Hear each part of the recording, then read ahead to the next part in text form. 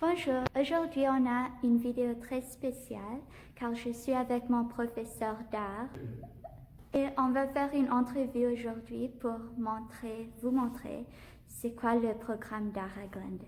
Alors, sans plus d'attente, voici l'entrevue. Alors, pouvez-vous vous introduire? Je m'appelle Marc Audet. J'enseigne à Glendon les arts visuels. Je suis artiste. J'ai quand même une longue pratique en art.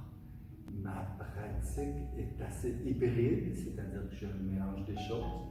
Mes pères aiment bien dire que je fais de l'installation et de la photographie.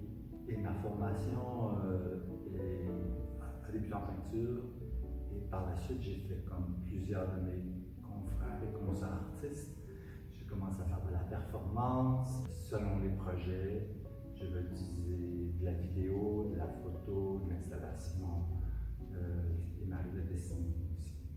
Voilà. Qu'est-ce qu'il y a d'unique au programme d'art à Glendon que tu ne trouveras pas ailleurs? La chose qui est très intéressante pour ce programme, c'est un programme à l'université qui est donné en français. Ça, je ne le connais pas à Toronto. Il y a ici et là de petites choses ailleurs, mais dans le grand Toronto, il y a un programme en français, en art visuel, et il n'y en a pas. Donc ça, je peux dire que c'est unique à Glendon. Une autre chose qui est particulière à Glendon, c'est le lieu et l'intimité des cours. On est une vingtaine d'étudiants et il y a une proximité entre les étudiants et les professeurs parce qu'en tout, le bâtiment, l'institution, le collège, maximum 3000 personnes. On finit par connaître tout le monde. Il y a un sentiment d'appartenance qui est intéressant, qui permet une fluidité, une façon de travailler. Donc ça, ces deux éléments-là, qui ne sont même pas la partie art encore, c'est vraiment en périphérie de ce qu'on donne comme cours d'art, permet plein de choses. Et comme je t'ai dit, tu vois le vitrail qui est derrière, c'est une étudiante qui l'a fait à l'intérieur d'un de ses cours. Et c'est le genre de choses qui est possible ici parce que les petits groupes, parce que la familiarité entre étudiants et professeurs.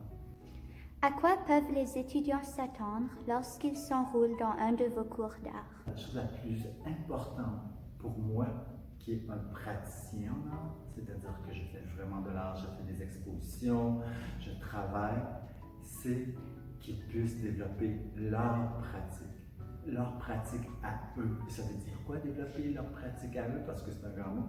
Ça veut dire qu'avec eux, moi, je les accompagne et je pose des questions sur différents projets et je pose différentes questions, mais je veux qu'eux travaillent avec leur tête, avec leur visage, parce que la tête, c'est des projets plus conceptuels, plus réfléchis, plus pensés, mais ce n'est pas l'entièreté de la personne. D'autres étudiants pourraient vouloir travailler plus avec les viscères, le ventre, le ressenti, ils veulent dire quelque chose, s'exprimer. Et ça aussi, il y a place à ça. Et il y a ceux qui veulent plus, qui mélangent aussi le cœur, on ne peut pas l'oublier. Donc, ces trois dimensions-là de l'être, qui sont tous organisées un peu différentes avec chaque personne, c'est ce qui sera cultivé dans chacun des cours. Et donc, pour faire rejaillir le côté créatif, la création d'une œuvre, le côté réflexif, réfléchir à ce qu'on fait, pourquoi, comment on va y arriver, et finalement, le côté expressif, comment ça va s'articuler en réalité. Je pense que la ressource principale de chacun des cours d'art, c'est les individus. Et chacun des cours peut s'adapter à chaque personne dans sa pratique. Et je peux dire qu'ici, une chose très intéressante, c'est qu'il n'y a pas de point de vue qui prime sur d'autres. C'est-à-dire que chaque étudiant aura une place pour travailler, et c'est à partir de... Une place, je veux dire, si quelqu'un est très conceptuel, il aura sa place, il travaillera, ou s'il est très expressif, il aura sa place, et ce sera la base sur laquelle on va construire sa pratique, sa création, et je serai là pour accompagner, pour poser des questions, pour donner des trucs souvent, des choses simples, donner des conseils. Et ce que vous voyez ailleurs, que ce soit dans un musée, dans une galerie d'art, dans un centre d'artistes, dans un centre géré par des artistes où ils présentent d'autres artistes qui les intéressent, moi je fais le pont entre ces choses-là et j'explique, je parle, je mets en lumière, je mets du contexte. Et ce qu'il va avoir quand ils seront dans ces cours-là, c'est une idée de qu'est-ce qu'ils veulent faire, comment ils veulent faire et où se situe leur travail dans l'ensemble de leur père. Là, de leur père, moi je ne parlais pas juste des jeunes artistes étudiants parce qu'ils rentrent dans le cours, pour moi ce sont des jeunes artistes qui commencent, mais aussi dans un contexte plus large, dans Toronto, en Ontario, au Canada, internationalement, ce qui se fait. Le monde de l'art est tellement grand et vaste et intéressant que c'est quelque chose qui est une mine sans fin. On peut toujours avoir de nouvelles choses à les présenter. En fait, tout ce qui est derrière chacune des œuvres permet de grandir comme praticien, comme artiste.